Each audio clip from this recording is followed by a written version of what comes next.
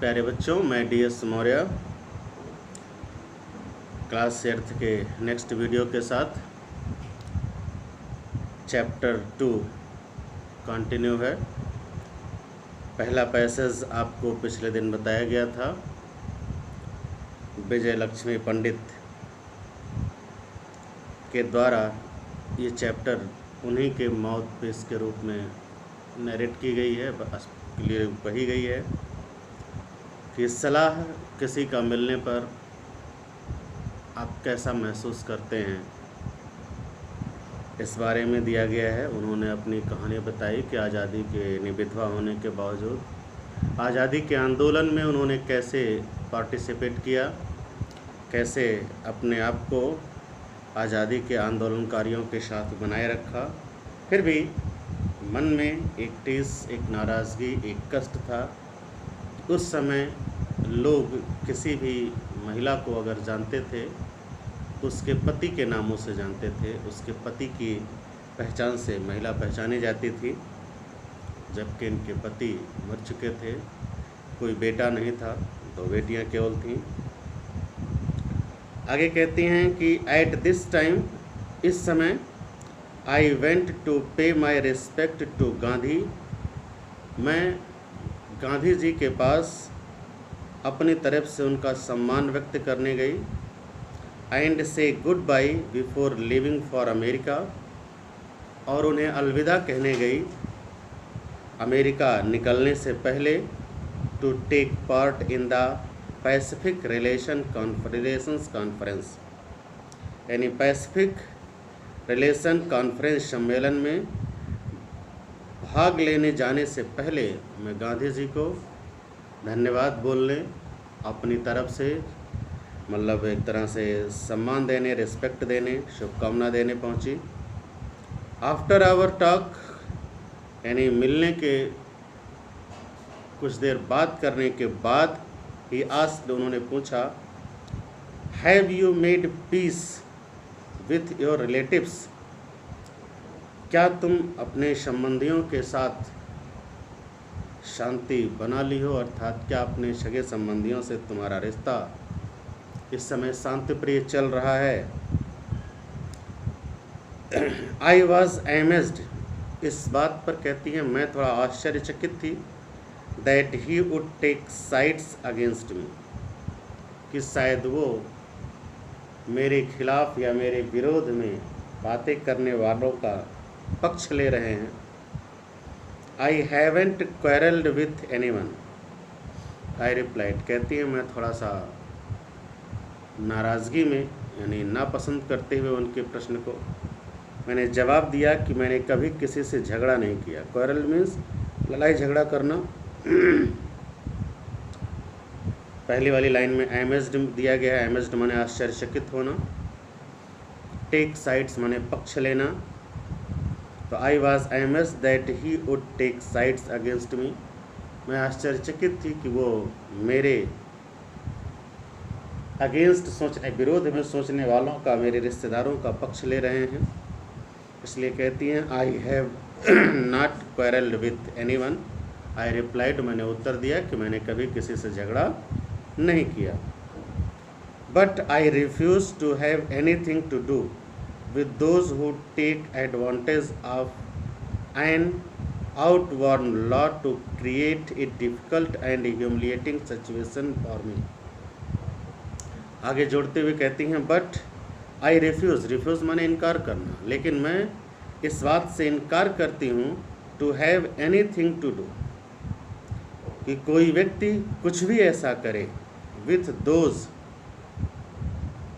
उनके साथ, who take advantage of an outworn law, जो एक बीते हुए समय, आउटवर्न मीन्स यानी अब फंक्शन में न रहने वाले, आउट ऑफ डेटेड, यानी बीते हुए पुराने नियमों का हवाला दे करके कोई लाभ उठाए उनका। To create a difficult, create माने निर्माण करे या बनाए या स्थिति लाए, एक कठिन एंड ह्यूमिलिएटिंग सिचुएशन, और उपेक्षा भरी स्थिति का, फॉर मी, मेरे लिए। यानी इन्होंने कहा कि मैंने कभी किसी से झगड़ा तो नहीं किया, लेकिन मैं ऐसे किसी व्यक्ति से को पसंद नहीं करती, बात नहीं करती, लाइक नहीं करती, जो पुरानी परंपराओं को लेकर के किसी तरह की मेरे लिए समस्या उत्पन्न करता हो, मेरी इंसल्ट करता हो, मेरे अगेंस्ट कोई काम करता हो। Gandhi ji looked out of the window for a moment. Gandhi ji एक पल के लिए खिड़की से बाहर देखे। Then he turn to me, फिर वो मेरी तरफ मुड़े, एंड स्माइल्ड, और मुस्कुराए, एंड सेड, और कहे, यानी एक मोमेंट जब मैंने ये बात कही तो एक पल के लिए उन्होंने खिड़की से बाहर देखा, फिर इनकी तरफ देख करके मुस्कुराते हैं और कहते हैं, you will go and say goodbye because courtesy and decency demand this.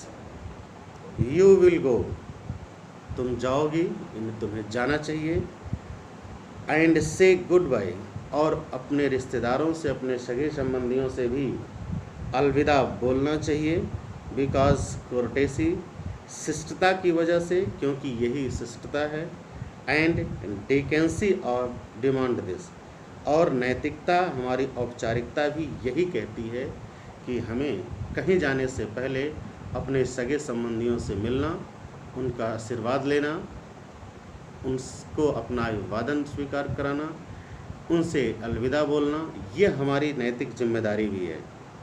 In India we still attach importance to this things, यानी इन इंडिया, भारत में, वी स्टिल, हम अभी तक अटैच, जुड़े हुए हैं, इम्पोर्टेंस ऑफ दिस थिंग्स, इन चीज़ों के महत्व की वजह से, अर्थात इसी रिश्तों के महत्व की वजह से हम आज भी एक दूसरे से जुड़े हुए हैं, एक दूसरे से हमारा लगाव बना हुआ है। नो आई डिक्लेयर्ड, कहती हैं मैंने बड़े ही स्पष्ट लहजे में कहा कि नहीं, ऐसा नहीं हो सकता। डिक्लेयर्ड मीन्स स्पष्ट करना, नो मीन्स नहीं।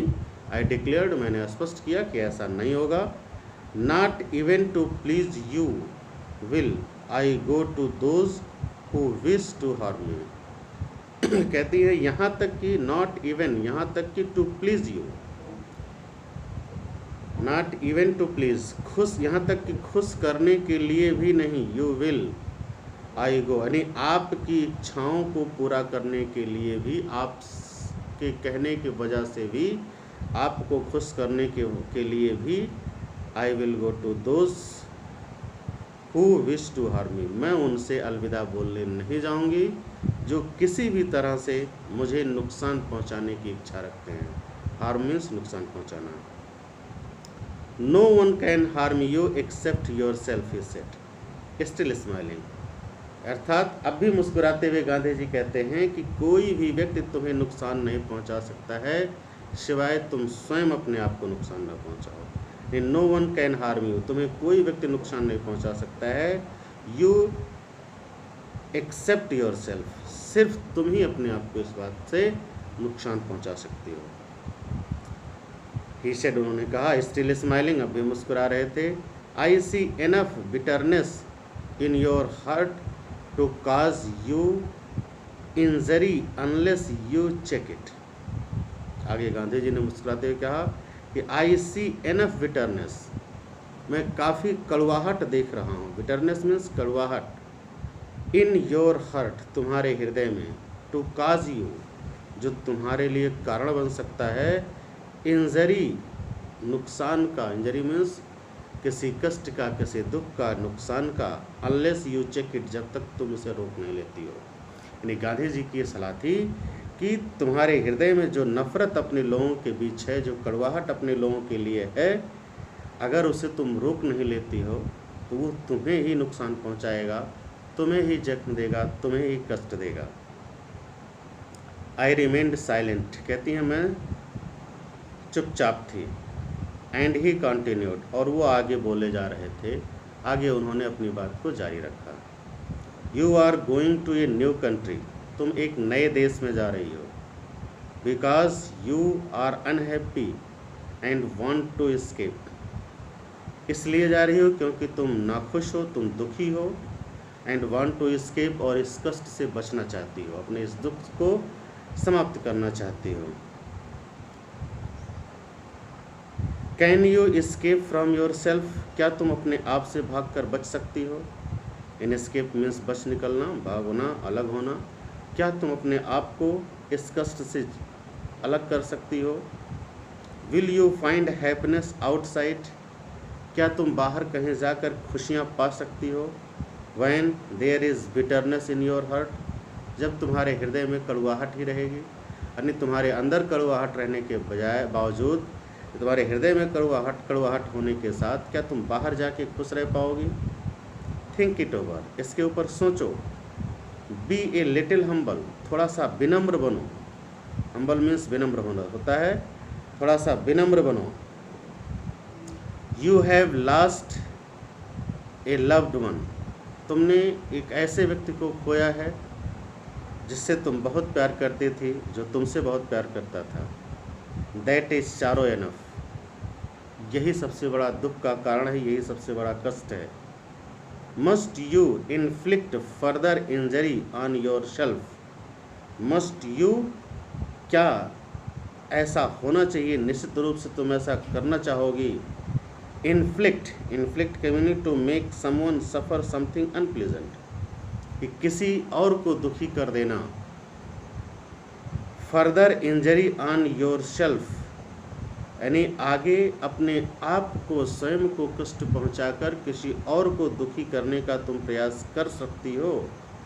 Because you lack courage to cleanse your own heart, क्योंकि तुम्हारे अंदर इस साहस की कमी दिखाई पड़ रही है। करेज मीन्स साहस, लैक मीन्स कमी, to cleanse your own heart, कि तुम अपने हृदय को खुद धो।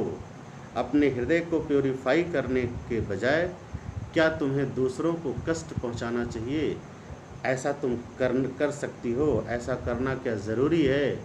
इस बात का वो सलाह देते हैं कि ऐसा नहीं करना चाहिए। व्यक्ति को अपने हृदय को साफ रखना चाहिए, अपने हृदय को स्वच्छ रखना चाहिए, ना कि किसी और को कष्ट देना चाहिए। अर्थात अगर दुख है तो लोगों से कह करके, मिल करके बांट लेना चाहिए, ना कि लोगों से घृणा करना चाहिए। आज के लिए इतना बहुत है, फिर आगे नेक्स्ट वीडियो में इसको पढ़ लीजिएगा, मीनिंग लिख लीजिएगा। धन्यवाद।